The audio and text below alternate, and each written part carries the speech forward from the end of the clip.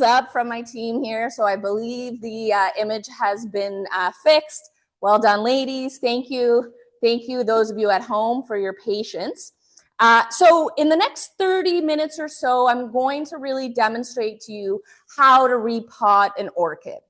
And we specifically picked this topic today because we know that orchids can be intimidating.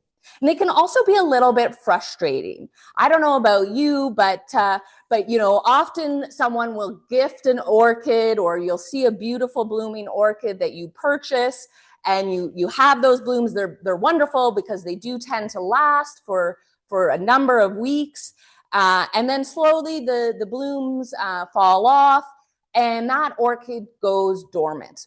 So this is the first thing to really understand, that if your orchid looks like this, or if it looks like this, it's not dead, it's just dormant. And I fear too many orchids have been thrown in the garbage, or hopefully in the compost at least, to when thinking by people who thought that they, you know, the life was over, when in fact that plant has just gone dormant. And one of the best ways to reawaken the dormancy period, to get that orchid blooming again, is to repot it. And that's what we're going to be doing today. So for those of you who are unaware, we sell a number of products that are really well suited to this particular task. And we recently launched an orchid bundle at soilbooster.ca. So if you haven't checked that out, I definitely encourage you to do that. Comes in different sizes depending on how much repotting you have to do. But what you're looking at in that bundle, whatever size it is you're going to receive some raw regenerative potting soil. You're going to receive wood chips, dried natural wood chips.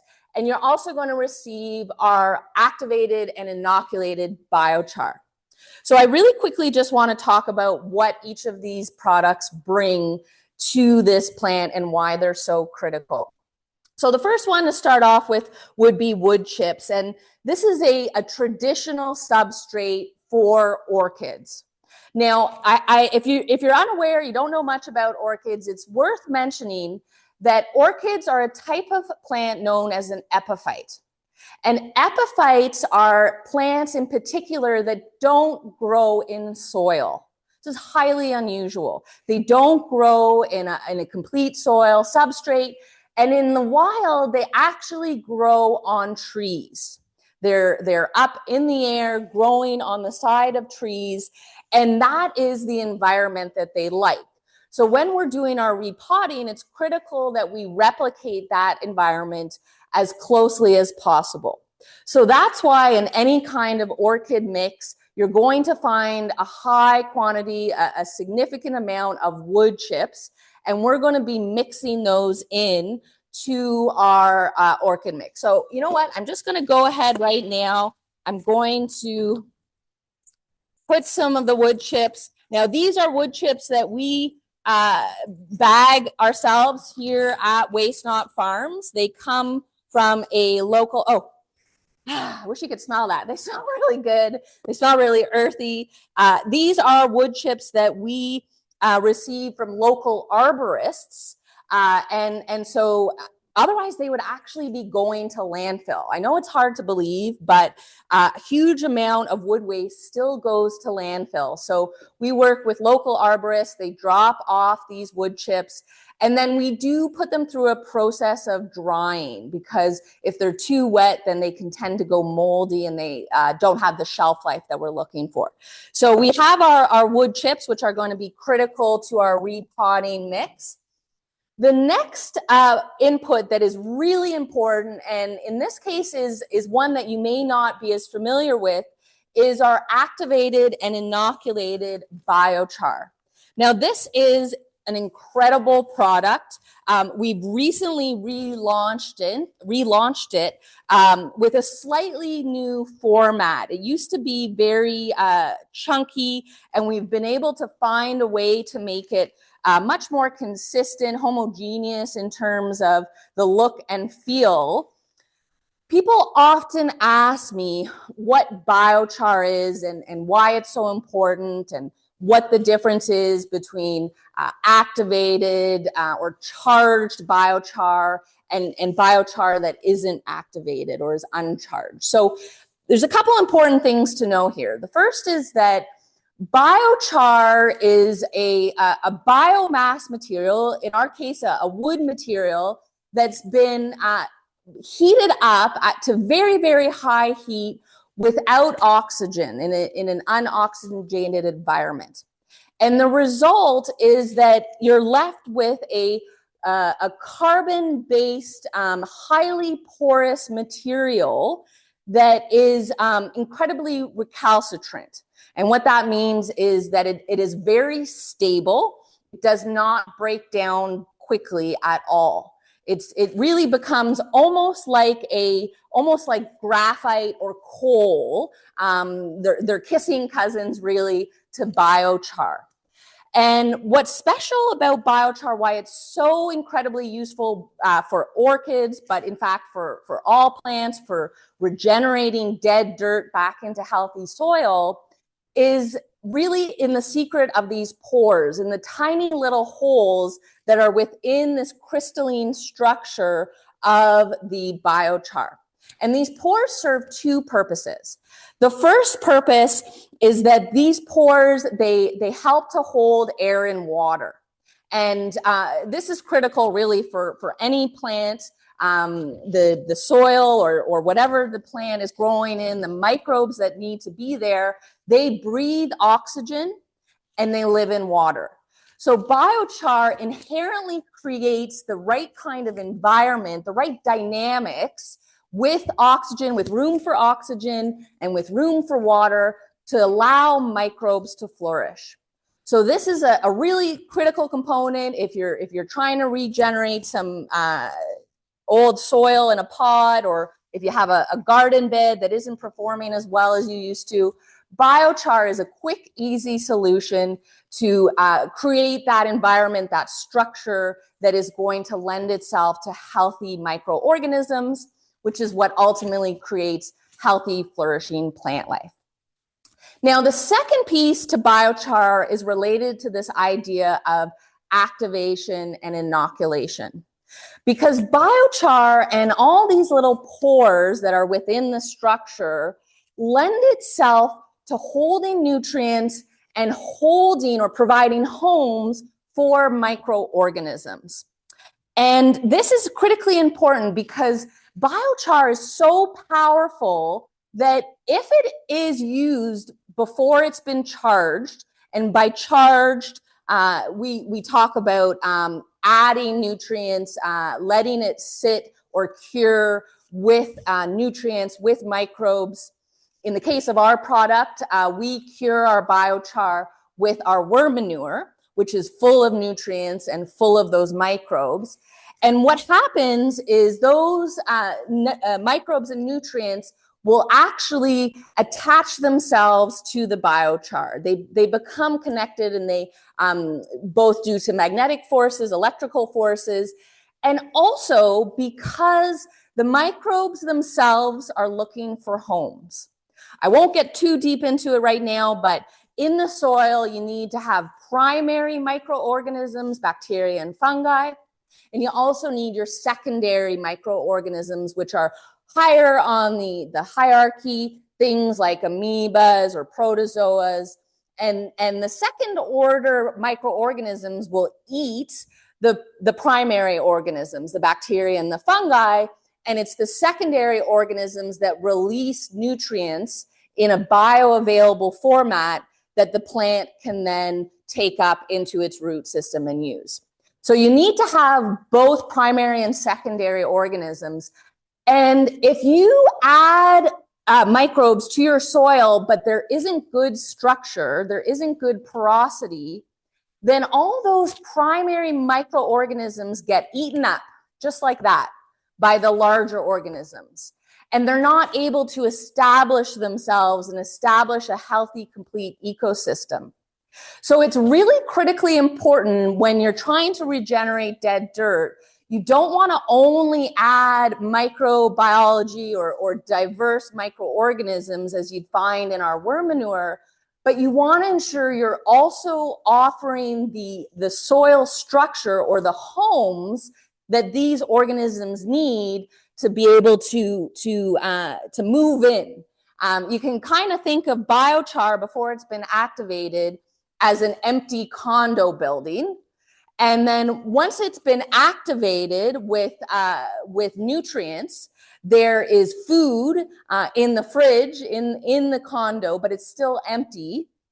And it's the inoculation with microbiology through curing it with the worm manure that adds the microorganisms themselves. So in this case, it's the people in the condo unit. And that's really how you're going to have a healthy, happy ecosystem, is if you have those three components. Now, back to our orchid repotting, I want to emphasize that I mentioned before, orchids in nature, they live on trees. So another benefit to using the biochar in our orchid repotting mix is that a large portion of this material is carbon or tree based. So again, we're giving the orchid exactly what it needs to be healthy and happy. Last but not least, in our orchid potting mix, we use some of our raw and regenerative potting soil. Now, there are differences of opinion on whether soil should be used at all for orchids, and some people use other substrates instead. What's interesting about our potting soil is that, again, it is based on a woody substrate material that we have crushed up and made into a really fine, nice material. So we're providing that carbon-based environment that we know our orchid loves. The additional benefit to our using a little bit of raw and regenerative potting soil is that it incorporates some Johnson Sioux compost. And this is really quite unique when it comes to potting soil. Johnson Sioux is a special type of composting process. I won't go too deep into it right now, but what's important to appreciate is that it increases the fungal diversity of any kind of soil or compost material. And fungi is ultimately what orchids love best. And in fact, most plants and organisms need to partner with a fungal dominated ecosystem to really live their best life, let's say. So we add just a little bit of our own potting soil into our mix to make sure that we're getting as diverse and as fungally dominated a mix as we possibly can.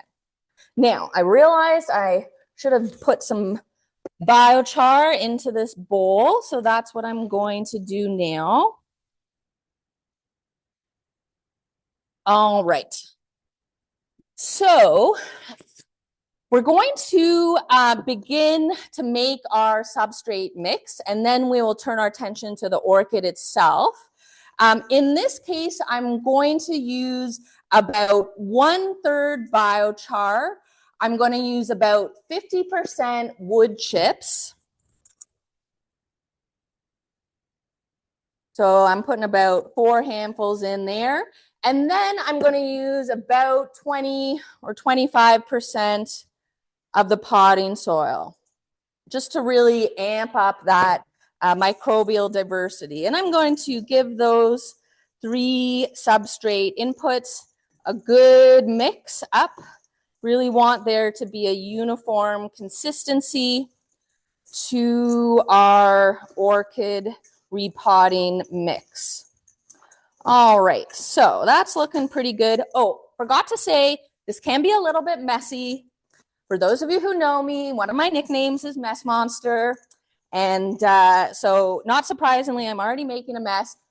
If you were a tidy, clean person that I am not, you would put down some newspaper. Fortunately, I have a wonderful team that will help clean up my mess after we're finished. Thank you, Rachel and Natalie. Okay, so our substrate is ready to go here. So we're going to look at repotting this orchid here. And this actually belongs to Natalie's father. Thank you, Natalie's father, for lending us your orchid today. He believes it's dead, but we are arguing otherwise. So the first thing I'm going to do is I'm actually going to use a knife, and we're going to loosen around the edge of the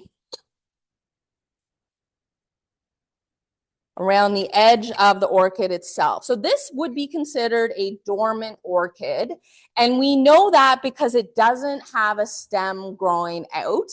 However, we also know that it's not dead, and I'll show you why. So I've just pulled it out of the pot, and it's quite dry. You can see here. It's a bit moist at the bottom. I'm not sure I'm seeing great drainage in the bottom of this container. So that is something that is really critical for orchids. If you think about them in nature, they are up in the air where there is lots of airflow around their roots.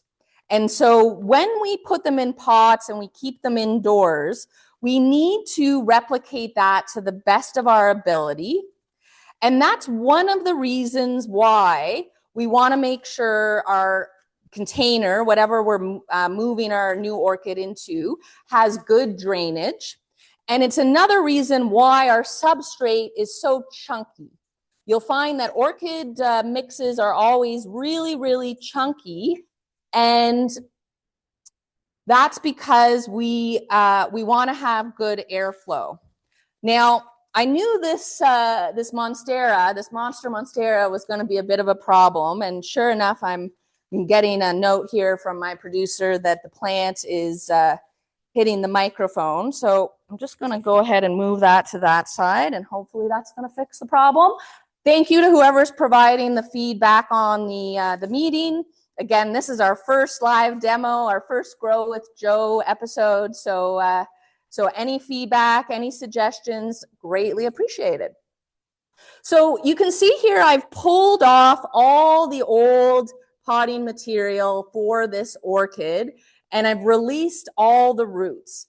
Now, there is quite a bit of dead material here that we want to snip off this orchid, but I know that it is not completely dead because it still has these green roots. And in fact, what we know is that when an orchid shows its roots coming out of the planter, like in this case, that means that it's time to repot.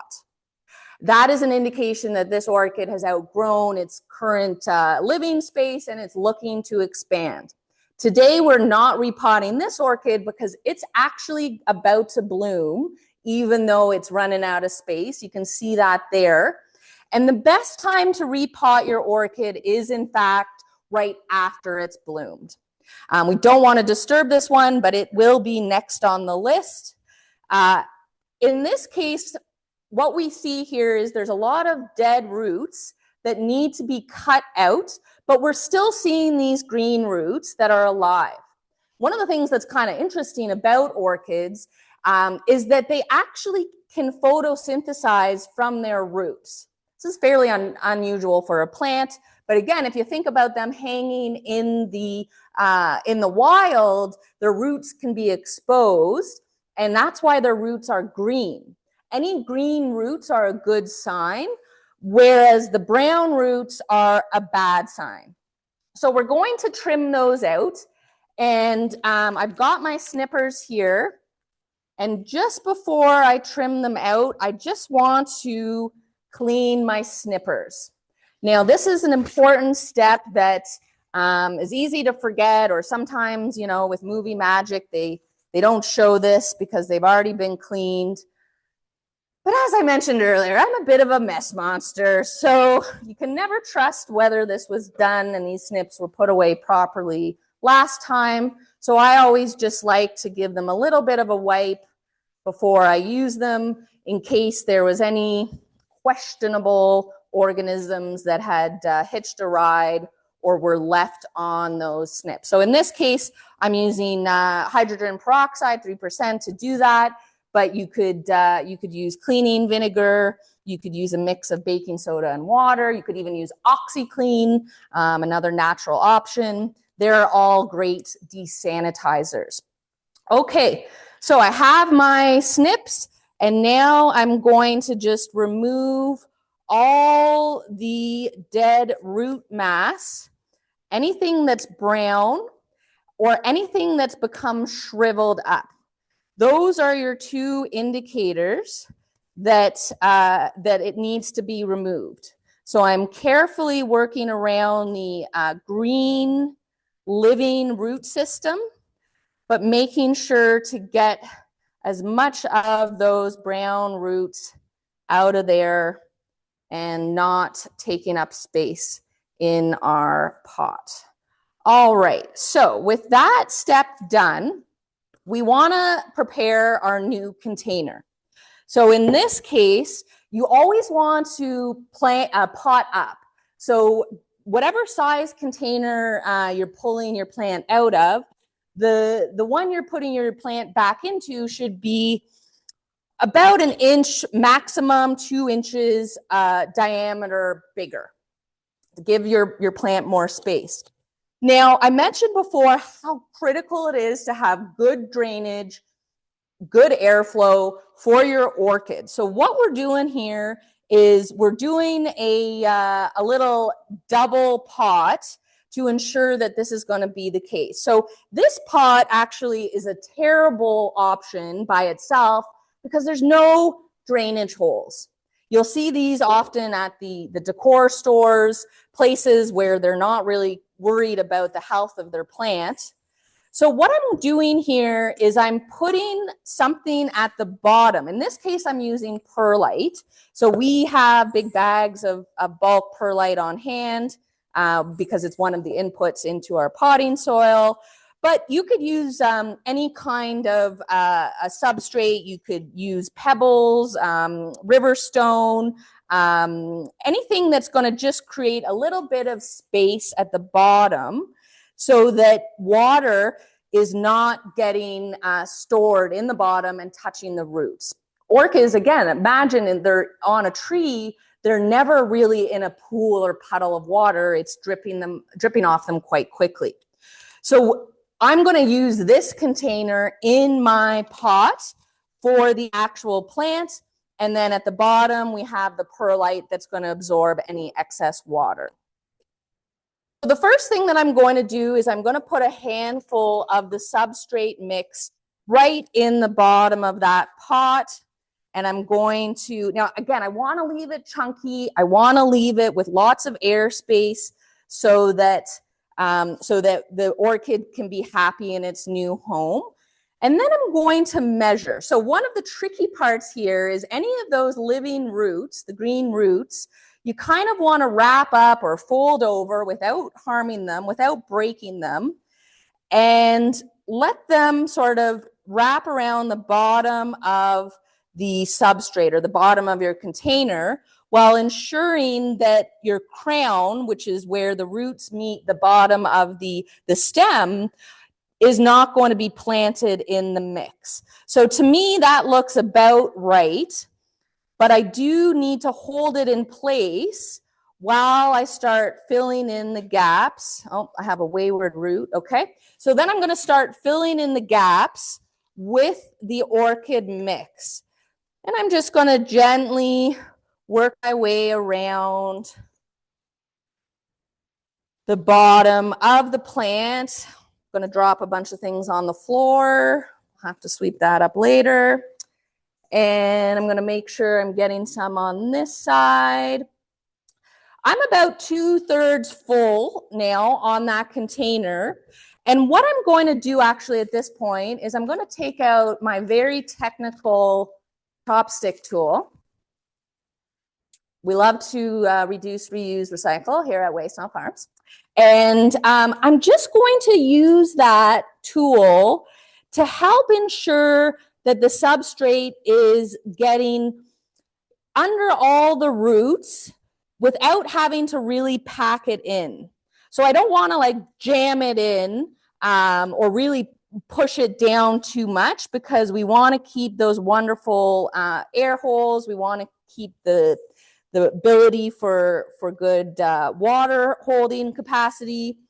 So now I've got that settled in. I'm going to continue to fill around the sides of the plant with the substrate.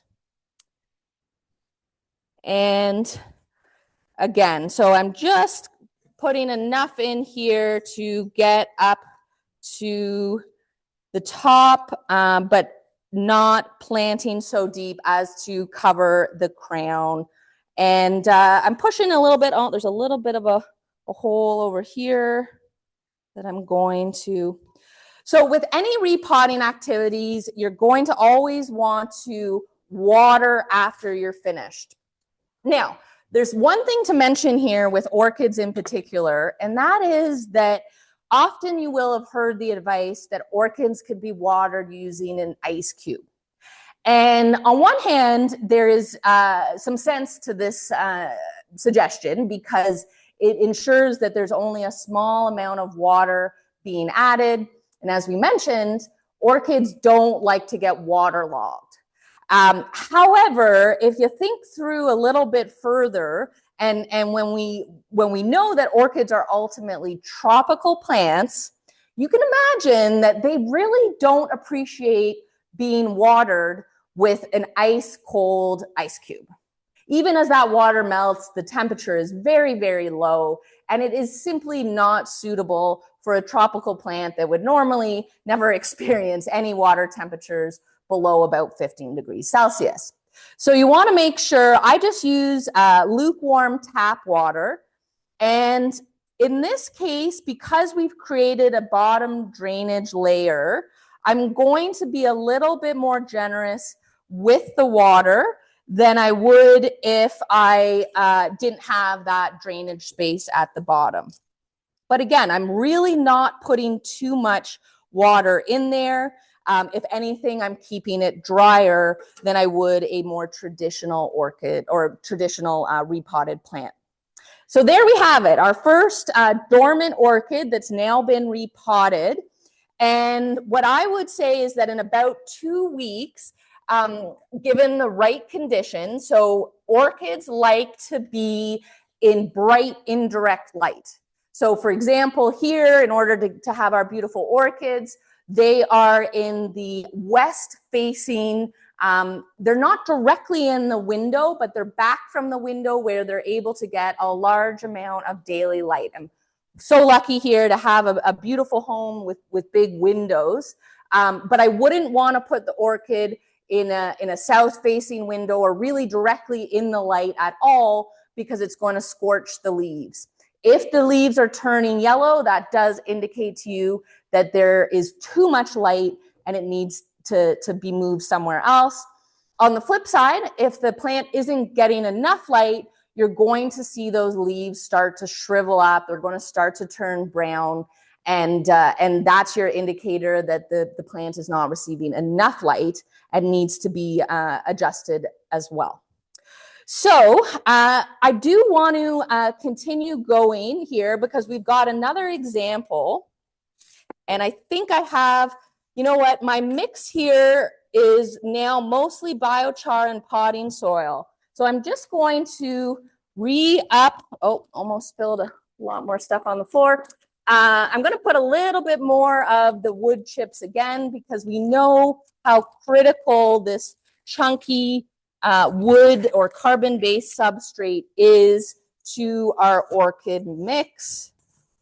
And I'm going to mix that up, a little bit more soil. Where did my biochar go? Oh, I used it already. Okay, well, we'll just get another handful out of the bag here. I'm going to put another handful in there. And away we go. So I did just quickly wanted to speak to this cute little guy here. This is Rachel's orchid. She is convinced that it is dead, so we're going to see in a minute. But one thing to point out here is that the flowers need to be snipped off. So if you ever have or see that the stem, a stem that's previously grown and had some blooms, if you see it turn brown, then that indicates that it does need to be snipped off. And that's important because the plant will, in fact, continue to send nutrients right up to the end of the stem, even if it's not growing. So what I'm going to suggest, if you're cutting off the stem, you want to do it right above a node. And a node is on the stem where you can see a leaf growing up, or perhaps two stems are growing out of the node. So you want to do it right above that place. And you also want to ideally do it on a diagonal. That's how you're going to harm the plant as little as possible. So I'm going to do the same here, just to snip those off. Now, these orchids, often when you get orchids, they have these little clips. I mean, I would call this a butterfly clip. I actually have one in my hair right now, but doubles as an orchid clip. Just works just as well. In this case, I can see that this stem, I'm sorry, Rachel, this stem is going to have to go. This stem is, I can tell that this is dead because not only the color, it's still a little bit green, so I didn't realize it at first, but when I'm feeling it, it's kind of mushy. It's mushy, it's soft, it's easily bendable. It's not, these other two stems are a bit of a darker green, and they're quite firm. Whereas this one, unfortunately, is definitely a goner. So at this point, I'm going to, it's in a nice little cup here, so I can just pull that out, easy peasy. And there is drainage on the bottom of this one, so that's good to see.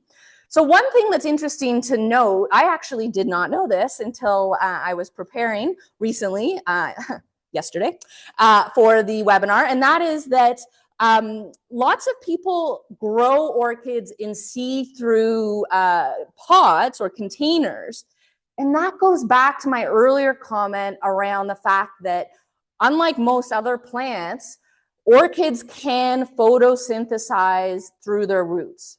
So someone that was perhaps trying to grow an award-winning orchid might consider using a clear container instead of an opaque one, because it would allow for a little bit more photosynthesis. It would also allow you to keep an eye on the roots and to know what's going on, how healthy they are, if the plant is getting root bound. Now I can tell you this one is kind of jammed in here. And Rachel, it's also very wet. It's quite damp. And it doesn't smell so good. So what that tells me is this orchid has actually received too much water. It's gotten waterlogged. I can just feel by how squishy. I think if there you go. So we should not be able to squeeze water out of the bottom of the, Rachel is new, so we'll forgive her for not knowing. We're all learning together. That's part of the fun. And I can see, so again, I'm going to pull away some of this substrate. So what's interesting here is that this orchid has been grown in peat moss.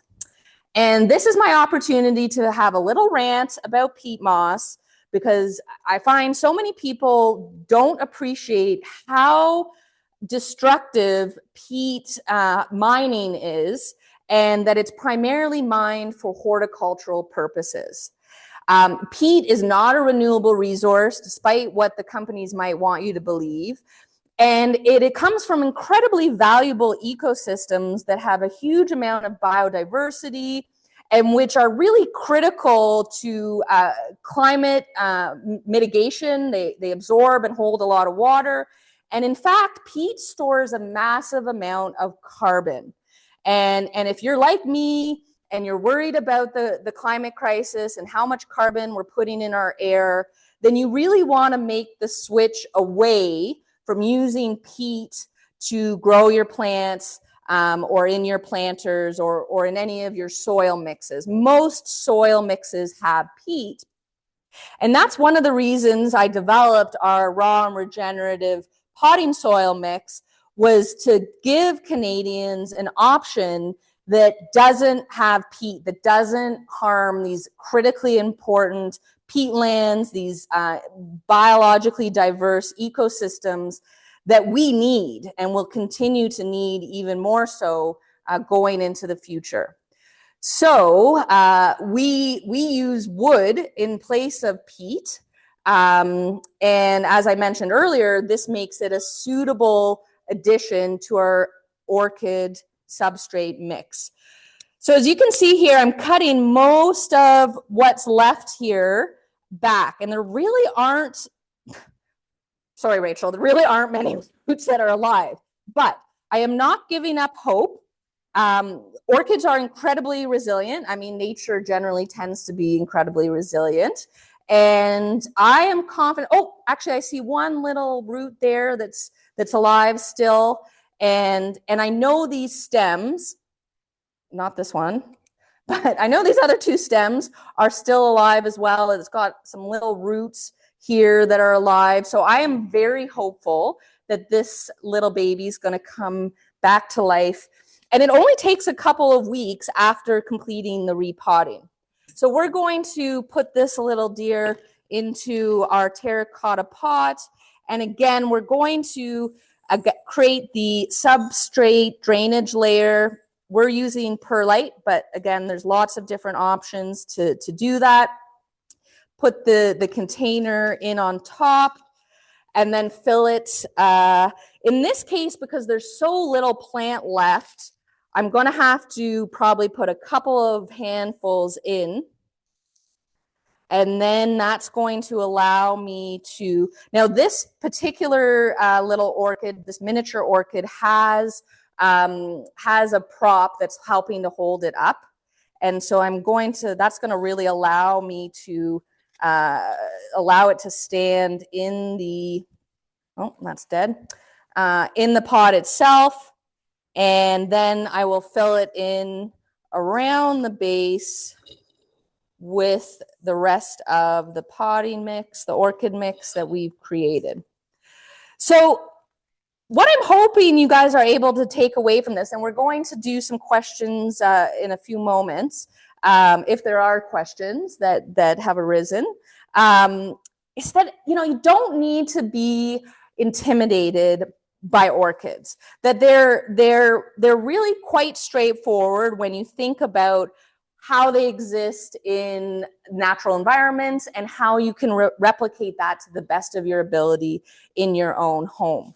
So here I go, I'm just adding a little bit of water to this orchid, and then it will be going into indirect light. And like I said, within a couple of weeks, you will start to see some fresh growth. And again, what's interesting is that the fresh growth often comes from a node. And that's really where the plant has the right plant growth hormones to allow it to start to grow a new set of plant cells that will ultimately create a new stem that have blossoms on it. And if you're lucky, what we have seen with a lot of our plants, so here's an example. This was the previous place where the orchid bloomed. And now out of this node, we have a new stem that will start to put out buds as well. And often what we've seen, which is super exciting, is that when we repot the orchid with our proprietary mix here, there will actually be two stems. So you're doubling the beauty, you're doubling the bloom count as a result of giving that orchid exactly what it is that it's looking for. So with that in mind, I'm going to take some questions. But for anybody that's got to run, I want to let you know a couple quick things. So we do have a special discount code as a thank you for joining us today. If you head over to soilbooster.ca and use the discount code ORCHID20, then you will save 20% on all products available, but this is time limited. So it's only till January 7th that this discount is available. And that's you'll be able to apply that to the orchid bundle, which is already great value with those 3 products. So you'll be able to grab that for a steal. And you can also pick up the worm manure, for example, which is great natural product for all your other house plants. So with that in mind, I will also note that we're going to be sending out a follow-up email to all the folks that registered. It'll have the discount code so that if you didn't catch it, you can use the link. And it will also have a feedback survey. So we'd love to hear what you thought of this live orchid repotting demo today. We're going to be doing more of these going into spring. I would absolutely be thrilled to hear what it is you want to learn about, what are the topics or the how-tos that would really amp up or help you level up your regenerative growing practices. And with that in mind, why don't we take our first question? I think my ladies here are helping me. So first question, what are other plants that would benefit from this soil mix? So this is a great question, and it's from Anuraj. Thank you, Anuraj, for joining us and participating. So any kind of tropical plant, in fact, is going to benefit from this particular mix. So of course, any epiphytes, so other plants that live on trees, like a Christmas cactus is a type of epiphyte, for example. But even more broadly than that, we know how much people love their tropical plants, like a monstera, for example. And these plants all tend to be similar in that they like a really chunky substrate mix. And that's one of the nicest things about this, is that you have that airflow, you have the porosity, both from the mix and from the biochar. And that's worth probably mentioning. Anuraj probably already knows this, but for those of you who don't know this, one of the best things about our regenerative growing products is that it has a full diverse mix of microorganisms. So whatever is missing, whatever your plant needs at that particular time of year or at that particular stage of its growth cycle, it would want to be working with a specific type, a niche microorganism that's able to deliver those on-demand nutrients. And with our products, because they're regenerative, because they use inputs, like I was saying, from the Johnson Sioux compost, they have the full spectrum of different types of microorganisms, not just one or two, which is the case with most other products. We're talking thousands and thousands, actually tens of thousands of different types of microorganisms in each handful. And so the plant will work with that particular microorganism, the one that it needs or the ones that it's missing, to access the nutrients in an on-demand format. They have a language that they use to communicate. And so really this mix is going to be exceptionally good for any kind of tropical plant, any kind of plant that requires good drainage and porosity. Thank you for your question, Anuraj. And I believe we have a couple more questions. So next question, Giselle, thank you. I see you're wondering how often to water. So orchids only need a very little bit of water, and it's only every second week. That is what we'd recommend. Most other plants that you see here, or most houseplants in general, like a weekly watering. Your best bet is always to test the soil or the substrate itself. And if it's dry more than 2 inches down, then it's time to water. But you know, we don't always have time to check each individual plant. So I can tell you that here at the farm, we just have a weekly watering schedule where each plant is getting watered once a week. But the orchids are only getting watered every second week. And again, that's because they really like to dry out between watering. If they're hanging from the tree, you can imagine they're drying out significantly. In a tropical climate, they're not necessarily getting a lot of rain at certain times of the year. So after you've repotted, you do, of course, want to water. That's going to reactivate any of the dormant microorganisms.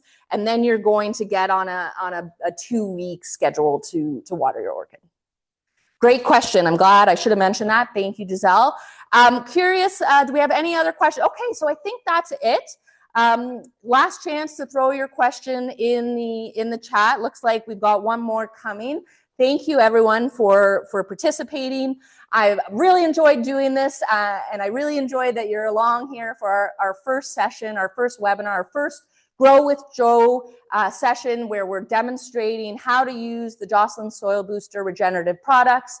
I appreciate your patience at the beginning when we had to work through the technical difficulties. It's one of my favorite things about the customers, about this community, is just how much everyone believes in the work that we're doing and believes in the power of regenerative growing to solve some of our big issues. And ultimately, we're growing healthy plants, healthy people, and a healthy planet. So I know that's why you're here today, and I really thank you for your participation. So last question, when should you replant to a bigger pot? And this is from Kelly Hay at home in Orangeville. Thank you, Kelly, for tuning in. And so an orchid in particular, but a lot of plants actually, the tropicals as well, will tell you that they need to be repotted when they have these aerial roots. So this is called an aerial root that is coming out, and it's growing out of the container itself. And that's essentially your ticket to know that that plant has outgrown the space available to it and needs to be in a slightly larger pot. Now, sometimes we don't have time or we don't have the right tools to be able to do that repotting.